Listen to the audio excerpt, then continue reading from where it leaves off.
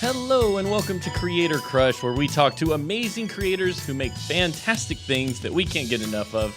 I'm Steven, joined as always by the wonderful Smash.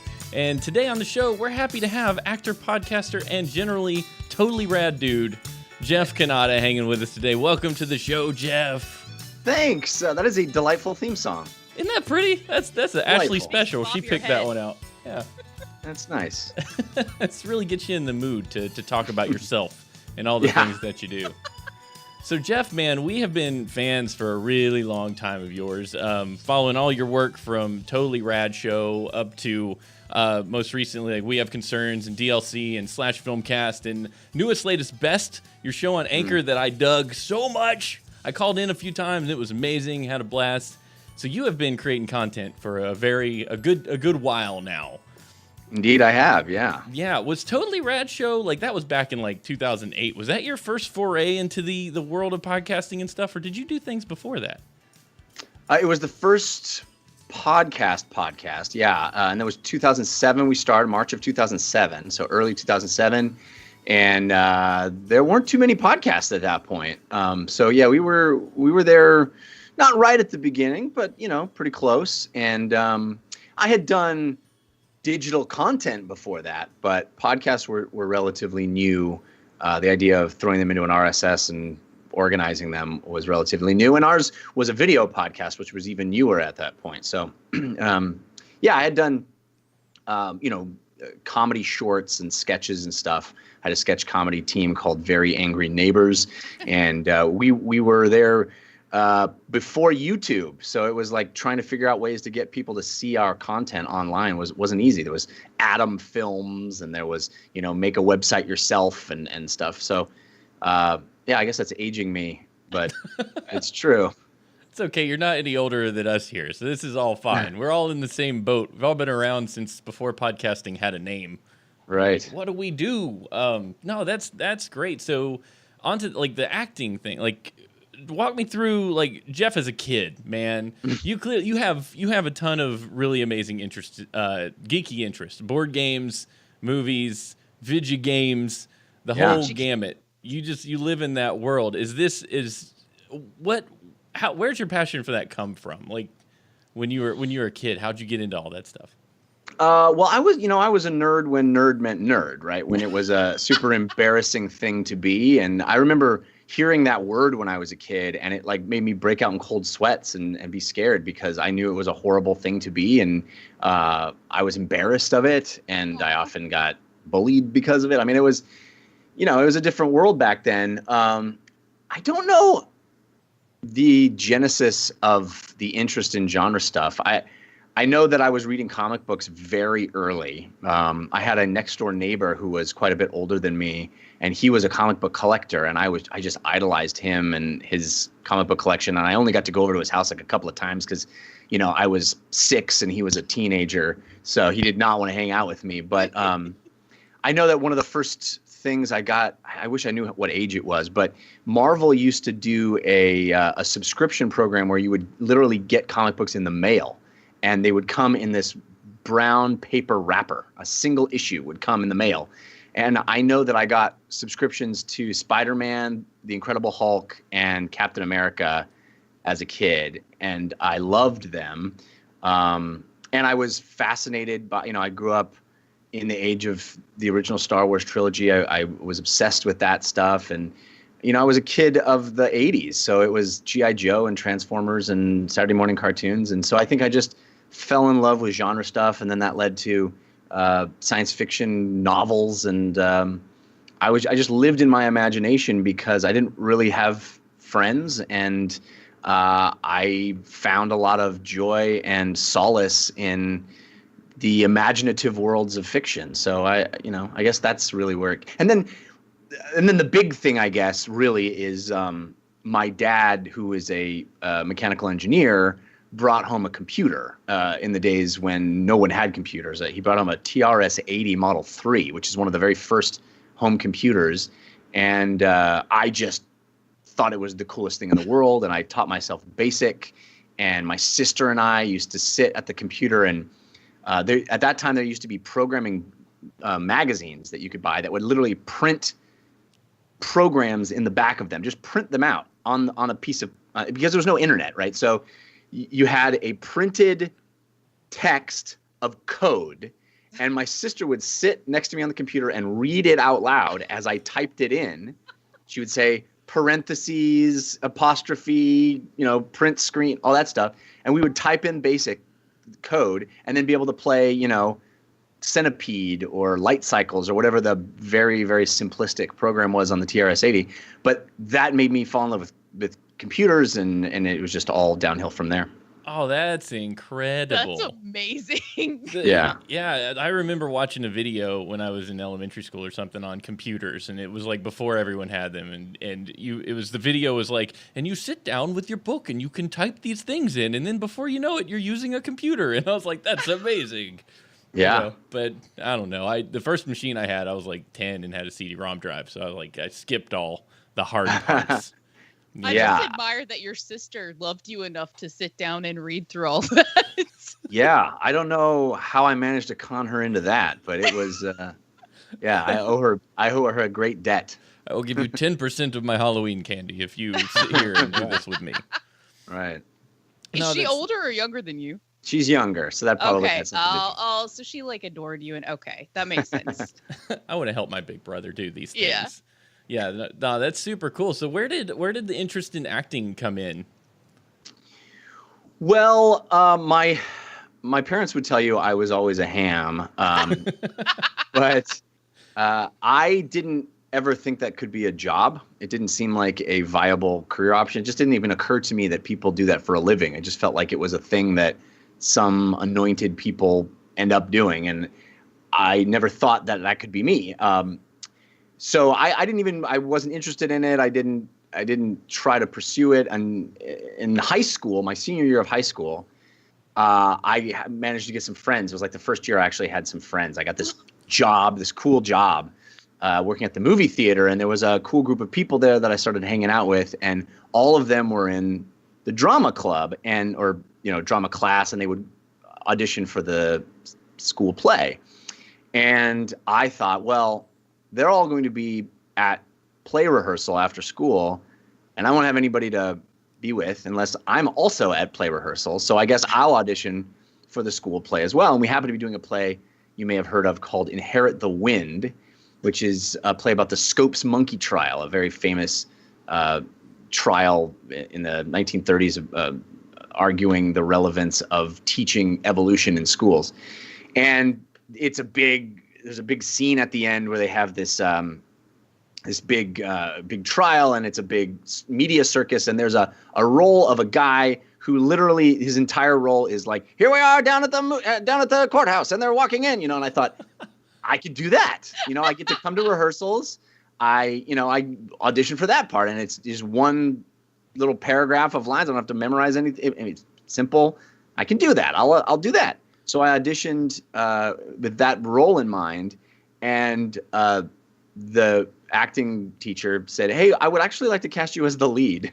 Holy crap! Yeah, that's unexpected. Right. So I ended up playing Drummond, the lead one of the two leads in that play, and one of the main lawyers, and that really was like the spark of, oh my gosh, I love this, and people think I'm okay at it. But still, I went to college as a computer science major, and my freshman year, I was taking computer science classes and calculus and all the stuff that you take for computer science. And I just happened to be going to a college that had a really strong acting program, and I actually had a conservatory program for acting inside it. It's UC Santa Barbara. It's a liberal arts college, but it has a BFA program, a liberal or a conservatory program inside the liberal arts college. And so I had to take electives because I was, getting a bachelor degree in computer science, and I took an acting elective because I knew I liked it. And the teacher there said, have you ever thought about doing this for a living? And I went, no. And he said, well, I think you could if you wanted to, which was kind of the worst thing he could have told me, right? Because then I had the tear-filled call with the parents saying, I want to change my major, and I'm sorry, I don't want to let you down. I know you're paying for college, but I want to be an actor. And to my parents' credit, they said, we totally support you and go for it. And so I changed my major to theater and got a BFA in acting, and threw away all my parents' money in college on a useless degree. I feel like out of the people we've talked to, that is such a typical story of all these creators. It's like, I went to college for this and I didn't use it. Never use it, yeah. I'm just using this now. Well, I mean, honestly, the truth is I got a lot of wonderful experience. Because it was a conservatory program, I basically just lived on stage for 3 years in college. And we did a play every quarter, and I was cast in a play every quarter, and in addition to classes. And so I got a ton of actual experience being on stage in front of audiences. And that's really the most important thing if you actually want to be a performer or a actor, is to do it. And to the credit of that program, I actually got to do it quite a lot. And I think that was valuable. But yeah, I mean, as far as a degree, no one has said, I would like to cast you as an actor, but do you have a degree in acting? No, that's kind of what I expect. Yeah, there's a sell for college that's really like there's an experience you need to get that's beyond the piece of paper that we often discount. It's like maybe it's just getting together with other adults who are trying to figure out life and working through problems together. That's a big part of it. Absolutely. Yeah, I actually worked my senior year in college. I worked as a counselor, a student counselor for the College of Letters and Sciences, and I gave many kids terrible advice, or at least advice that their parents deemed terrible, which was, I was advising freshmen coming in, and they were like, well, what major should I be? And I was like, it doesn't matter what major you're going to be. It doesn't matter. You're just here to learn and grow and be. And their parents would be horrified. And I'd be like, it doesn't matter. Look at me. I'm going to get a theater major. Who cares? It makes me wonder how we're going to speak to our kids when the college time comes. It's like, I don't know what you should do, man. Just best of luck. Well, I mean, our kids, I have 2 kids now, a 2-year-old and a 5-month-old. And they're, I think we were talking about putting money away for their college. And I think, there might not even be college when they're old enough to go. That college may be a thing that only exists online, or it just be completely redefined in our lifetime. So who knows? Yeah. Kelly Colby wants to know if you ever sleep. If I sleep? Yeah. Oh, with the 2? No, I do not. Last night was a particularly bad one. In fact, my 5-month-old got up many times. But I have evolved beyond sleep. He's Batman. Which means that I no longer have cognitive ability at all. I just sort of zombie my way through life. Yeah. That is a question for parents. Steven's my brother-in-law, and when they had Sam, Stephanie and Steven went from being these really happy, drop everything, spontaneous people that could speak in full sentences, and I don't know if they've regained any of that yet. And Sam's, how old is Sam? He's 3.5 now. They're still working on getting that human part back. Yeah. Do you ever regain the cognitive ability? There's something wonderful / sad about the fact that I don't even remember what life was like before kids. Like I can't even.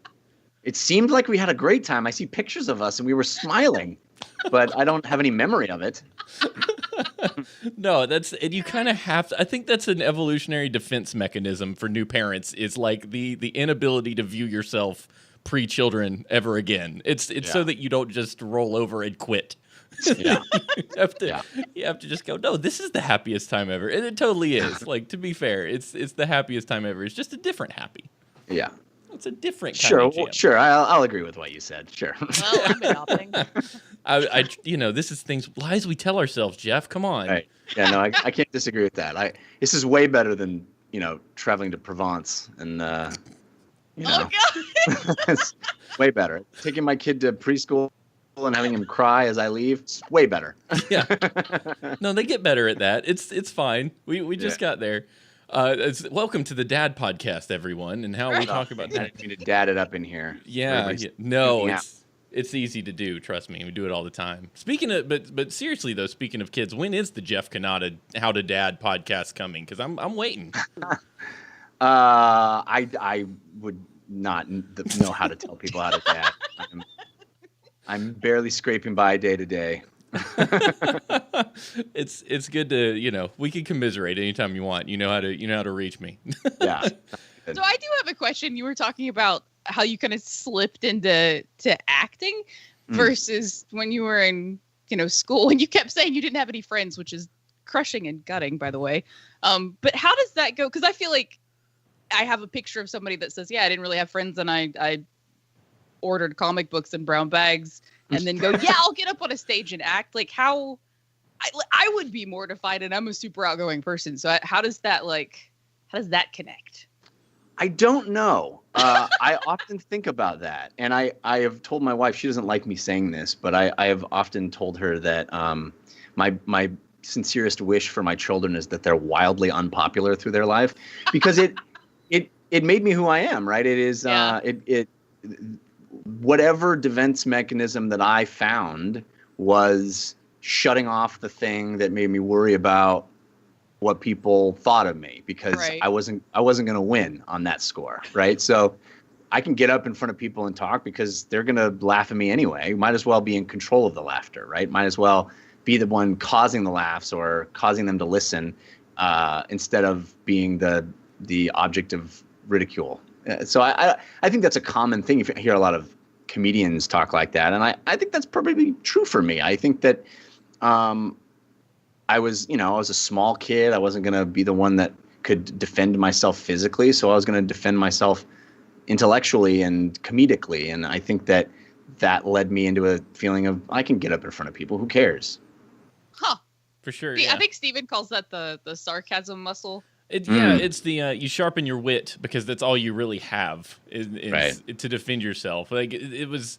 I had a similar high school situation, until about 11th grade, when I just gave up and I just embraced the inner nerd. And I had just, I completely quit. I was like, I'm not worried about these people anymore. And I think that's a lot of people that end up doing the podcasting thing or sitting at their computer and making amazing things. Like a lot of people we talk to on this show. It's like you end up just finding yourself in that loneliness to some degree, Yeah, there is a very powerful thing when you realize, I don't need anybody else. I can just be me, and that's fine. And there's plenty of ways to turn inward and live happily. And I think that, I don't know. I tell my wife, I think that would be a very positive thing for my kids. But of course, you don't wish anybody unhappiness. But I feel like you weather that, and you come out stronger on the other side of it. Yeah, you come out the other side stronger, and then you find your tribe of other weirdos who were in the same boat as you.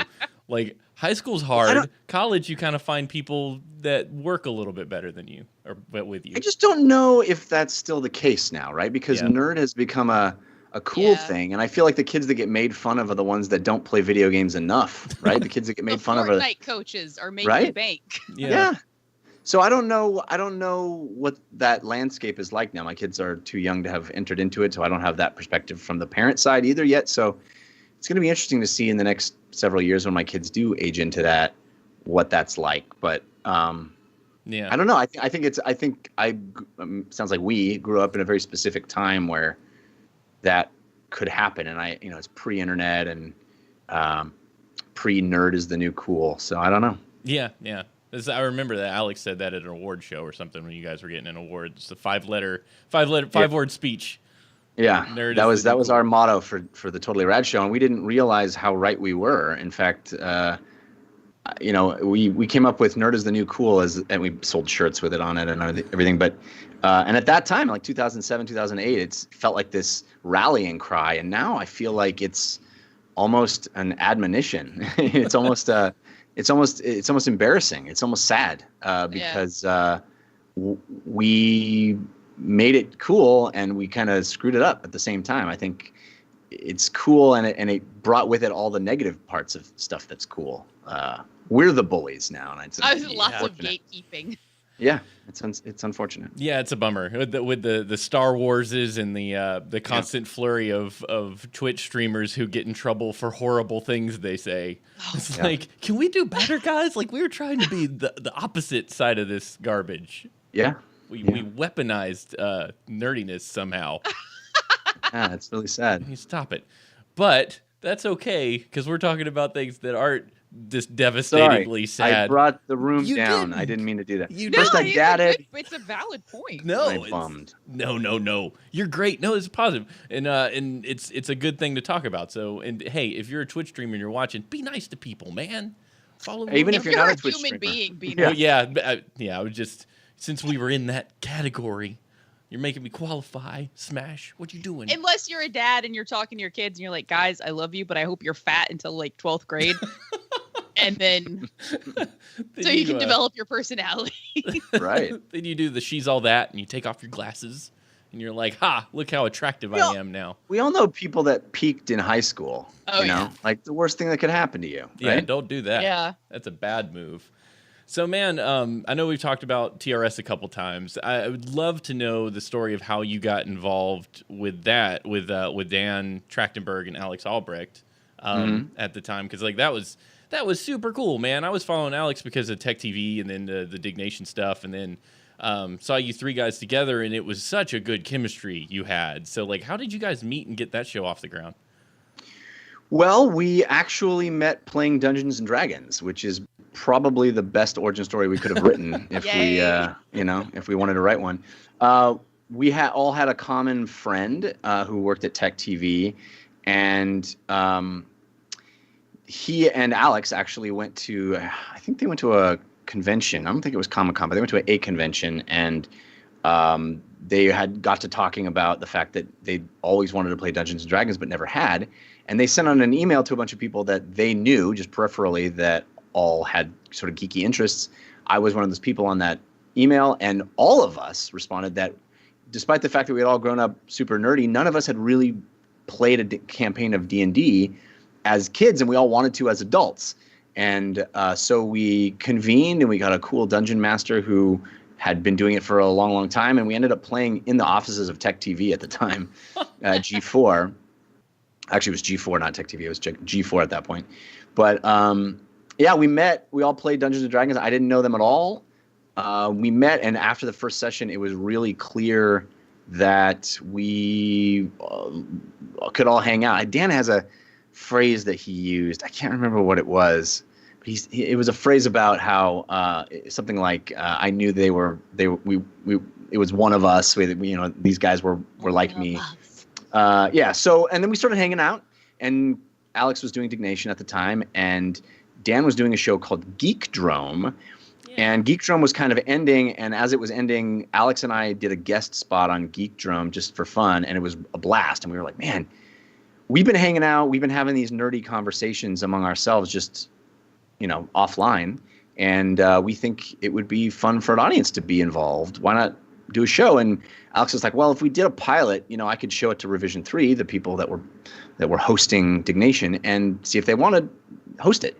So we put together a pilot of Totally Rad show. I brought along my buddy Steve Konchelik, who I went to college with, as a shooter editor, and we shot it in late 2006. We thought we were going to debut it at the end of 2006, and it ended up being not until March of 2007, excuse me.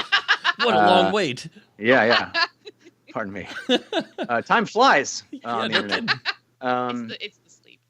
Anyway, and in Revision 3, we did it on Revision 3 for the next 7.5 years. Man, that was such a cool thing. Like your intros, I don't know where you guys came up with, or not your intros, but your spoofs. Yeah, they were intros. Yeah, we would recreate a scene from a movie, but transpose. It's kind of hard to explain. We spent many hours trying to codify exactly what we were doing, and all for naught. But basically, the idea was we would use the exact text of a scene from a movie, but transpose the setting and the situation into something else. And the reason we did that was because one of the meetings we would get together for lunch and talk about doing the Totally Rad show and what was the show going to be and how were we going to shoot it and what were we going to do. And we would meet for lunch.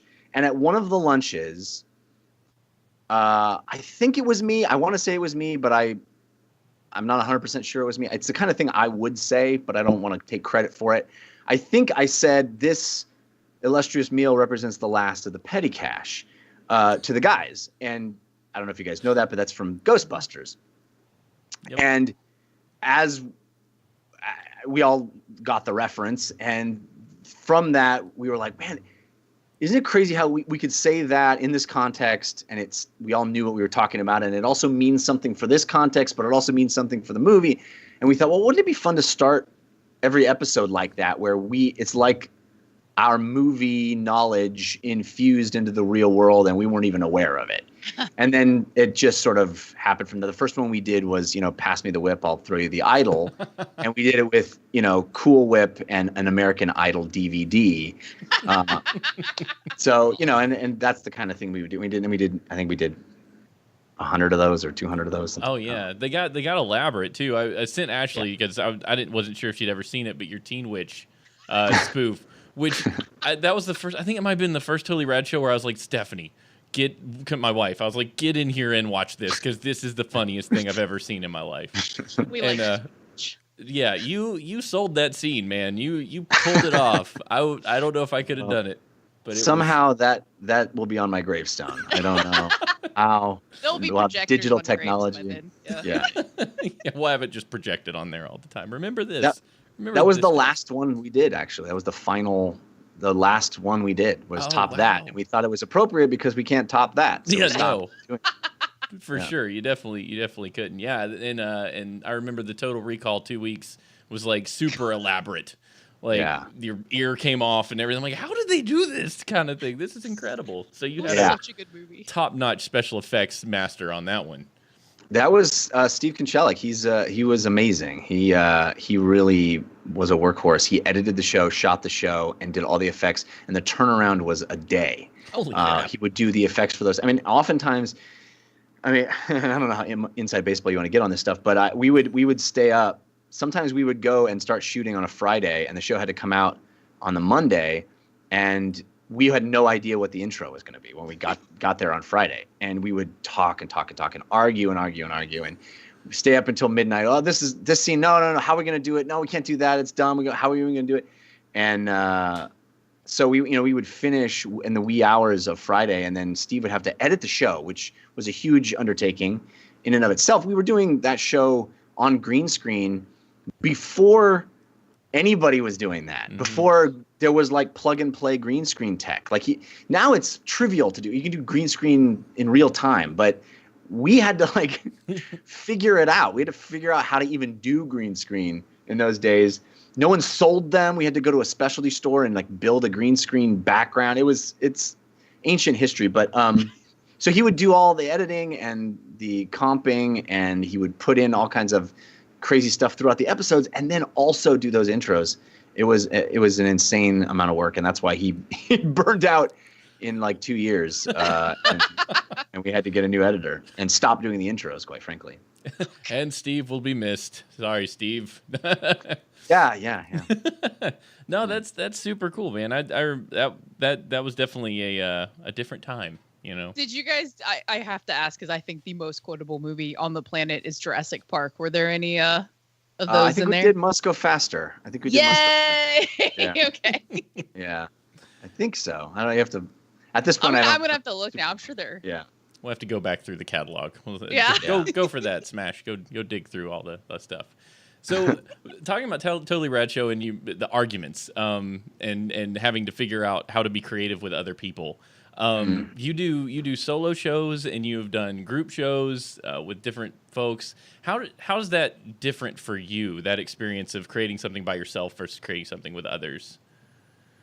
Oh, I much prefer creating it with others. I definitely get something from the back and forth, and more brains get more ideas, and my stuff always gets better bouncing it off someone else. I definitely love collaborating. I think that is a essential part of the creative process. I'm willing to do solo stuff, and I enjoy it to a certain extent, but the juice of creativity comes in the interaction, I find.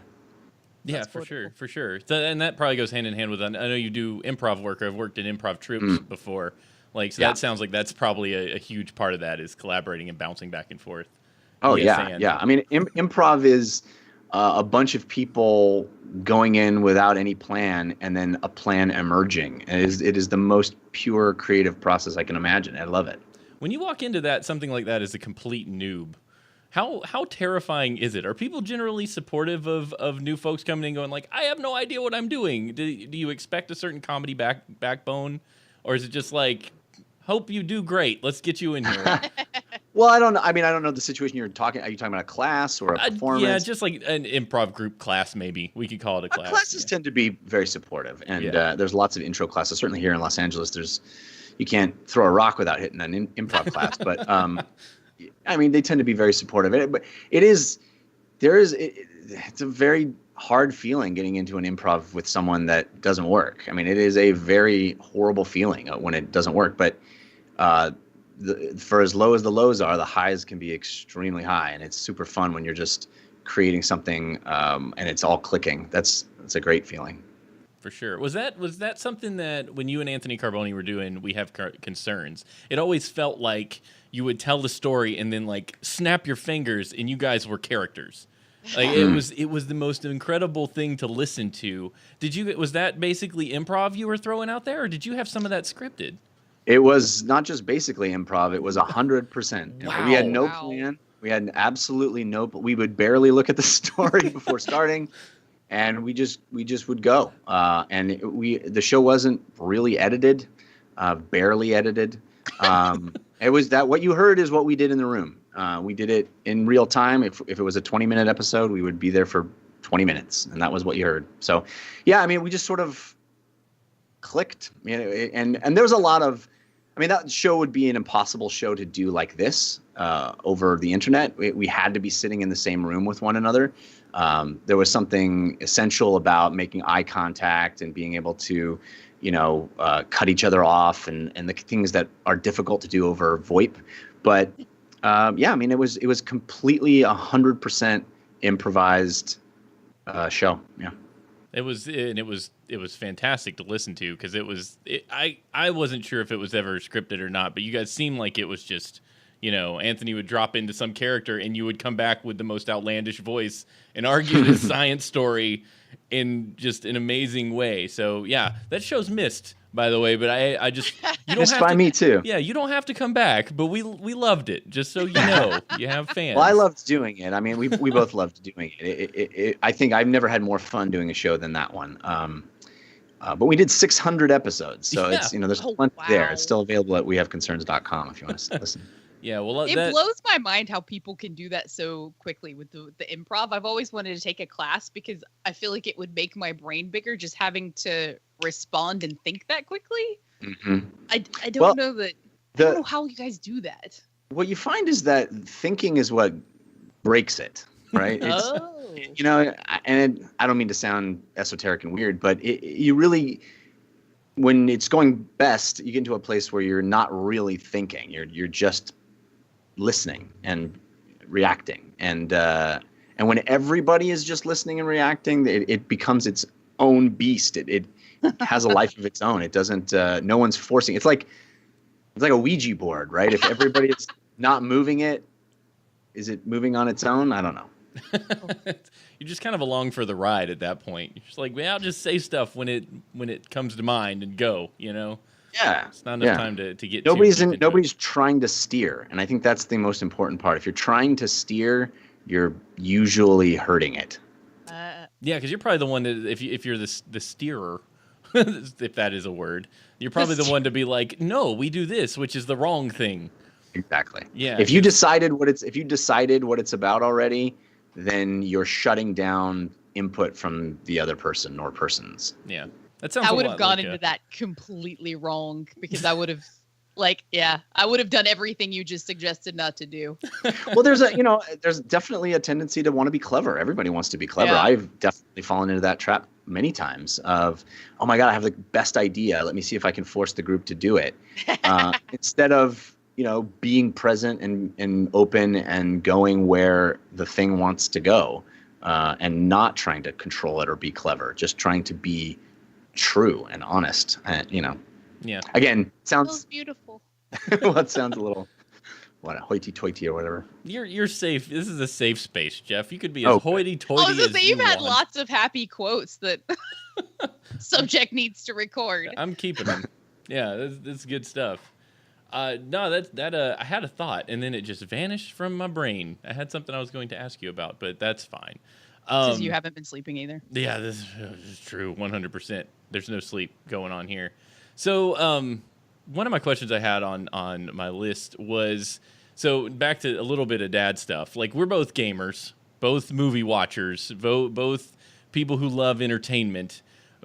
And I struggle with when to introduce my son to Mario Brothers or video games entirely, with all the research being done on screen time is bad and keep your kids off video games. What's your approach as someone who, I mean, you do this for a career, like review movies, review games and stuff like that. When do you do something like that? This is probably more of a question for a small subset of people, but I'm interested. Well, I'll let you know when I figure it out. Perfect. I will tell you this: we did 0 screen time for the first 2 years of Jack's life. So I am fully embracing the hypocrite within, where I love screens probably too much, and I, as you said, make my living from them. But I'm going to be very judicious about how my kids interpret them, and not just because of how I see it affecting my life, which is not always a positive. I do feel a little obsessive compulsive about it. I do feel a little addicted to it. But also because I think things are a little different now than when I was a kid. I think the kind of media that's available, even for young kids, is a little different than when I was a kid. And I don't want to be, old guy, get off my lawn, but I also think that there's a little... the way things are designed to, we were just talking about this on my gaming podcast DLC this week, the way things are designed to release dopamine and give you a constant feedback loop of you're doing great, you're doing great, you're doing great, which is not how the world works, right? I worry that conditions kids into expectations that are not realistic. I worry that the ADD barrage of stimuli that comes from the way stuff is composed now, the way cartoons are so much quicker than when I was a kid. I don't know. Like I said, I don't want it to just be a generational, I'm out of touch and things aren't the way they were when I remember them kind of thing. But I do think there's something, I do think there's data there. And I think there is something real that has, that I want to protect my kids from. Yeah. We just got finished watching the Mr. Rogers documentary, which if you haven't seen, holy crap, it's the most beautiful thing I think I've ever seen in my life. And it makes me want to not just go back to what I remember, but go back to what Mr. Rogers remembers about being a kid. Like you start to wonder, like, did we do anything right? Do we just think we were right because it was different than today? Is this the plight of every adult who's ever lived? They go, back when I was a kid, we had to mug stalls with our hands. Yeah, well, there's like a pace and a deliberate cadence in Mr. Rogers that I think is absolutely gone from media. And I don't know. I think there's something beautiful about patience and listening and not needing a new fast thing coming at you every few seconds. It's we try to emphasize books with my kids right now, and the screens will come, but I hope that they come slowly and intermittently. I don't want it to be a constant in their lives. Yeah, sure. I mean, every picture I have of 5-year-old is me sitting in front of my Nintendo. So it's like maybe my parents let me do pretty much anything, and I don't know if that was right. Maybe I'm the strict parent. Right. That's why I said I'm not going to be a hypocrite, but Dad, I found your old albums. Every one of these, you have a controller in your hand. What was wrong with you? Yeah. You said you played outside. I did, I swear. Yeah. I've had this conversation with people about the responsibility of developers and content creators and what their responsibility is for putting out games that they, like you said, they know trigger dopamine and they keep popping up in your head, right? Is it the responsibility of the consumer, or is it more of a responsibility of the content creators? But I mean, they're trying to make money, so they want you to keep coming back, right? So I feel like people that are a little younger than us are more bombarded than we were. Yeah, I think that's true. Yeah. I mean, I was just playing World of Warcraft the other night with my buddies, and we were trying to decide which dungeon we were going to do. And my friend was like, I don't want to even do this one. It only drops 2 pieces of loot, so like 3 of us aren't going to get anything. And I went, what about the fun that we have? I mean, are you doing it just for the candy on the end of the stick? I worry that's the conditioning that we all subject ourselves to, within the context of video games, and then applying that to the larger context of our world. I worry about that. Trophies. Yeah. Yeah. I mean, we used to have that problem with WoW. It's like the only time I ever played WoW for a long period of time, because I'm like a obsessive, so it's like maybe 2.5 weeks, and then if I miss a day or two, I'm like, I don't need to play it right now. Like, that's just the way my brain works.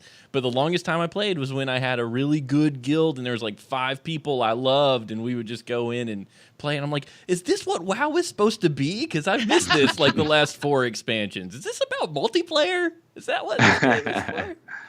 So no, that's super cool. No, but hey, man, Jeff, this has been a great time. I know we told you we'd get you back to your family and everything after about 30 to 45 minutes, and I want to be fair to you.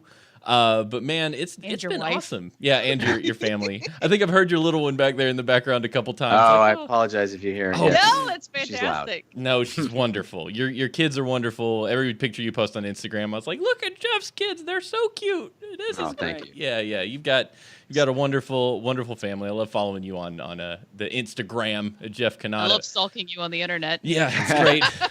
Sorry, I know it sounds super weird, but we put it out there. So yeah, we're all creators. We're all like, look at me, kind of, but don't look at me. I mean, be my friend. Yeah, it's such a weird place to be.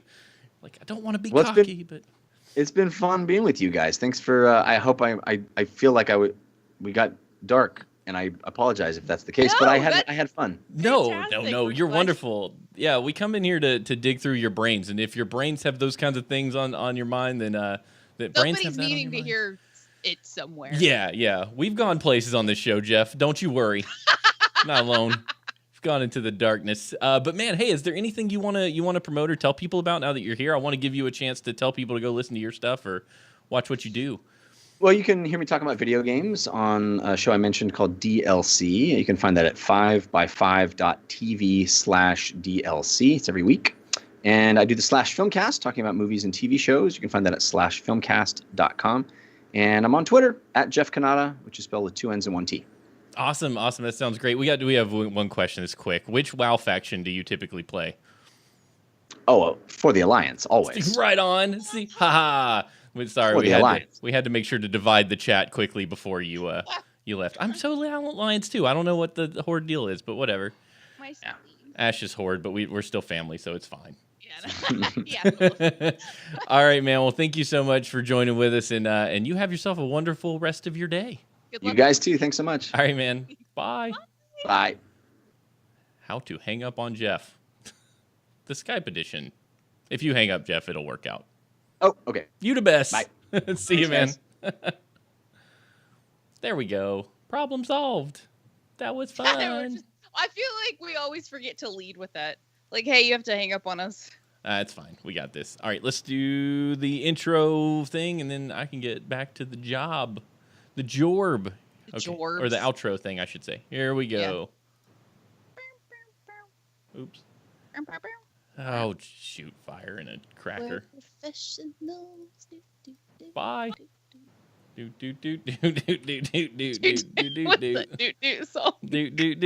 we go. Nope, that wasn't it either. He had some fantastic quotes. I love Jeff Cannata. That was so great. He's a fun dude. All right, here we go. Huge thanks to Jeff for coming out and spending some time with us today. If you wanted to support him and what he does, you can go support his podcast at the various links that we will leave in the show notes.